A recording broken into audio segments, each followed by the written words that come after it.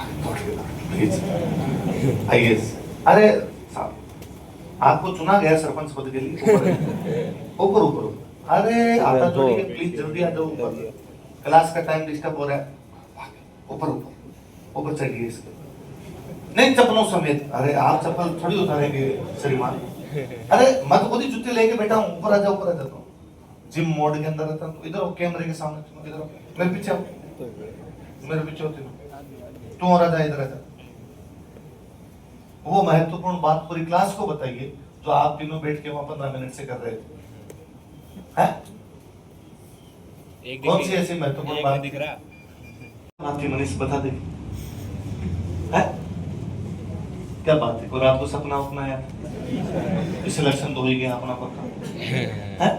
Open body jeep से जाना है, बस हाथ हिलाते हुए गए, मुन्ना भैया आ गए हैं। क्या क्या बात थी जैसे? फिर मुस्कुरा, मतलब ये यूं भी मुस्कुरा सकते हैं बिना बात के भी, है? और मुस्कुरा, फिर मुस्कान, मतलब नीचे तुम देखना मुस्कान। जयकरण, पृथ्वी और मनीष, बात तो बता जाते, कोई बात नहीं, बिना बात के हंस लेते हो। हंस तो रहे हो, अभी भी हंस रहे हो तुम। हंस, जयकरण और पृथ्वी हंस के दिखा देंगे, हंसते हुए क्लास में दिख रहे हैं। तू तो यार बिना मुंह खोले भी हंस सकता है। ये कला तो मेरे नहीं सीखी।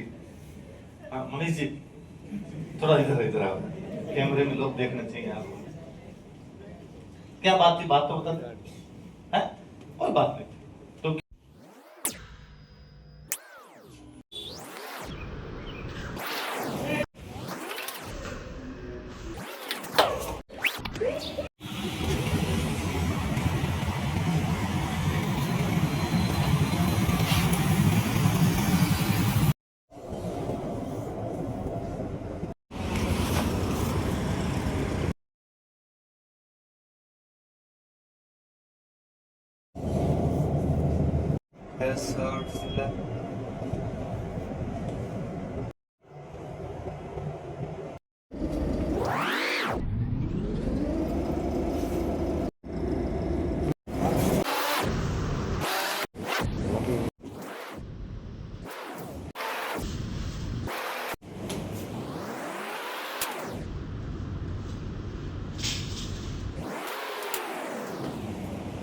की मृत्यु, तो चांद कंवर के पति की मृत्यु से पहले, सॉरी शादी से पहले क्या हो गई? मृत्यु। तो चांद कंवर ने बाद में शादी, उसने कहा मेरी किससे होनी थी? प्रताप सिंह से। उसकी क्या हो गई? मृत्यु। क्या जिससे होनी थी वही चला गया, अब अपने को करने भी नहीं। तो चांद कंवर बाद में आजीवन अविवाहित रहती, शादी करती थी, पिहरी रही वो अपने मेवाड़ी रही।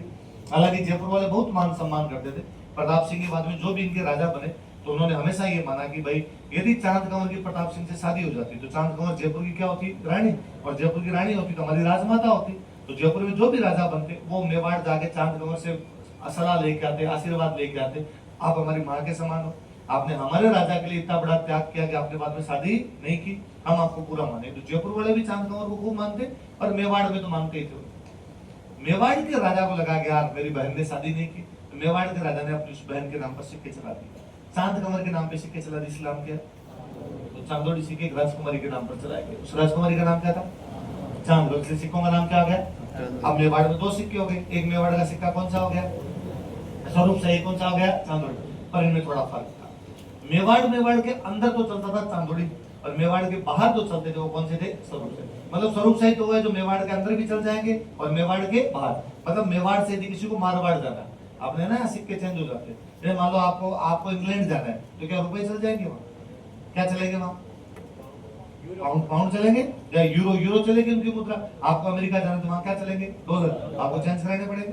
यहाँ से रुपए लेके जाओ, उनको डॉलर में क्या करवाओ? कन्वर्ट करवाओ। वैसे वैसे अपने सिक्के चेंज होते थे।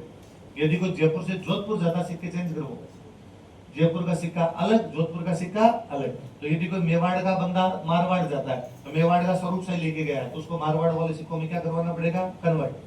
तो वो स्वरूप सही वो सिक्का है तो मेवाड़ में भी चल सकता है। कहाँ पे चल सकता है? मारवाड़। कन्वर्ट करके दे देंगे। चांदोड़ी केवल मेवाड़ में चलता, चांदोड़ी मेवाड़ के बाहर चलता। मेवाड़ में कुछ भी खरीद बिक्री करनी है तब तो चांदोड़ी चल जाएगा, मेवाड़ से बाहर जाना है तो चांदोड़ी चलेगा।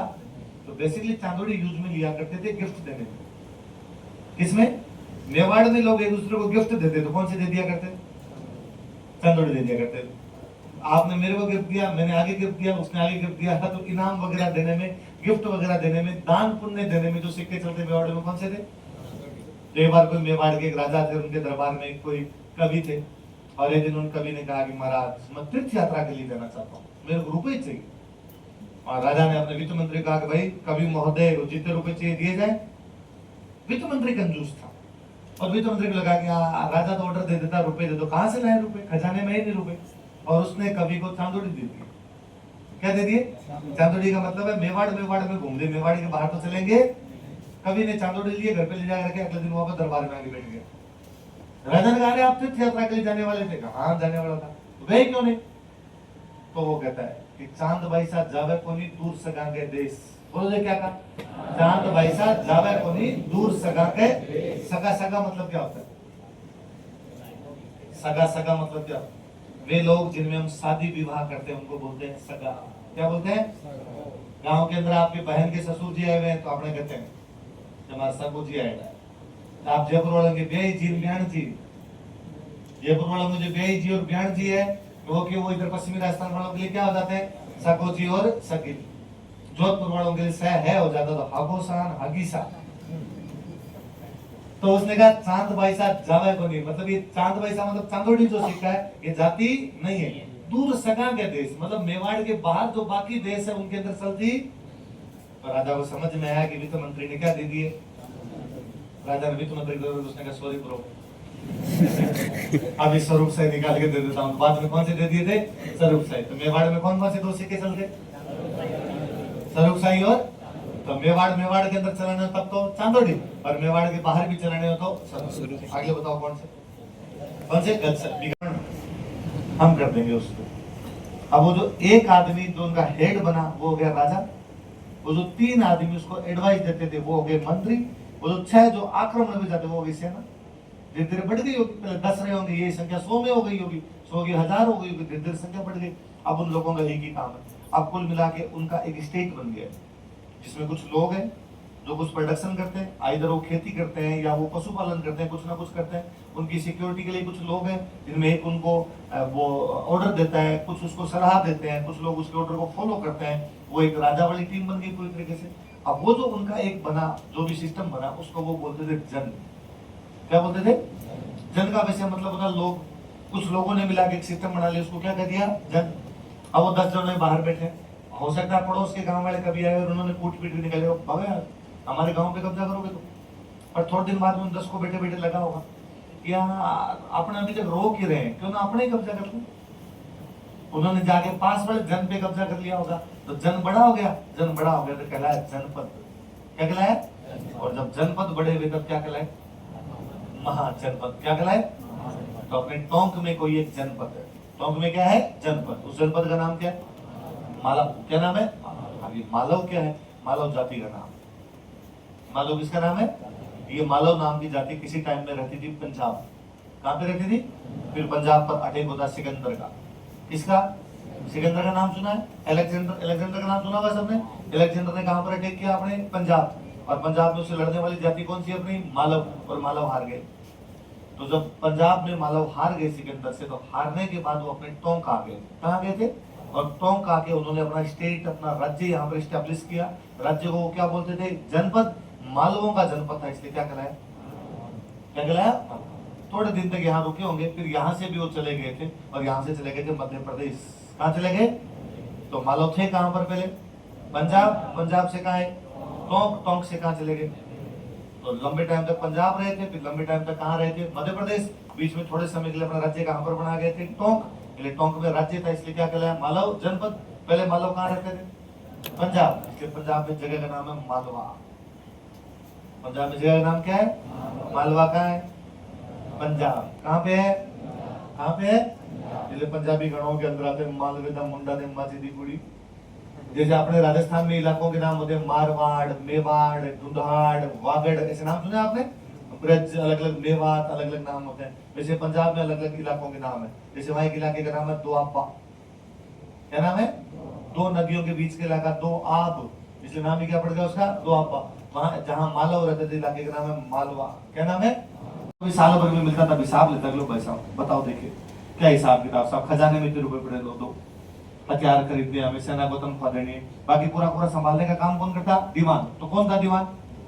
मोहम्मद नैन्सी। कौन से राजा का? जसवंत सिंह कहां का राजा था?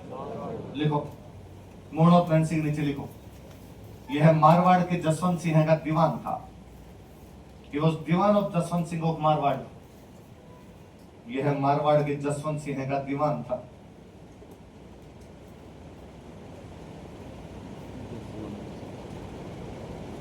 He was dewan of Jaswant Singh of Marwar. यह मारवाड़ के जसवंत सिंह का दीवान था। किसका दीवान था?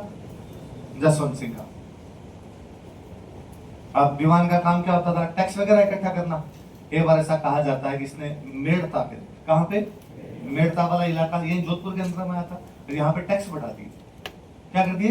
टैक्स बढ़ा दिए। तो किसानों ने खेती करनी बंद कर दी। किसानों ने कहा जब इतने टैक्स लोगे तो हम खेती करेंगे नहीं। अब यदि कोई खेती करेगा ही नहीं तो क्या वहां पे टैक्स लगेगा? होगा ही नहीं टैक्स। टैक्स नहीं होगा तो राजा की इनकम बढ़ेगी, कम हो जाएगी।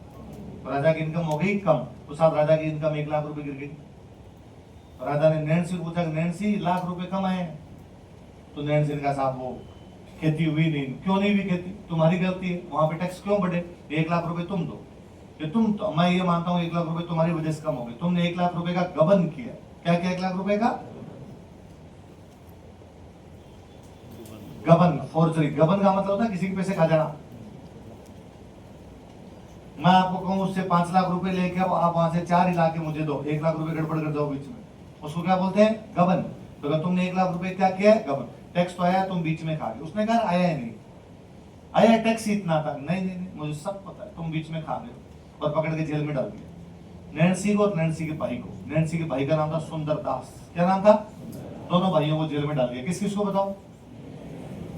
क्यों जेल में डाल दिया? क्योंकि आपने क्या किया है? गबन। दोनों ने क्या किया है? गबन। अब भाई नैन्सी को बड़ा बुरा लगता कि जेल में है, बाहर जो पुलिस वाले खड़े हैं उनको कभी नौकरी भी नैन्सी ने लगाया था, और अब वो नैन्सी को कहते हैं कि लो बाहर से रोटी फेंकते हैं खाली।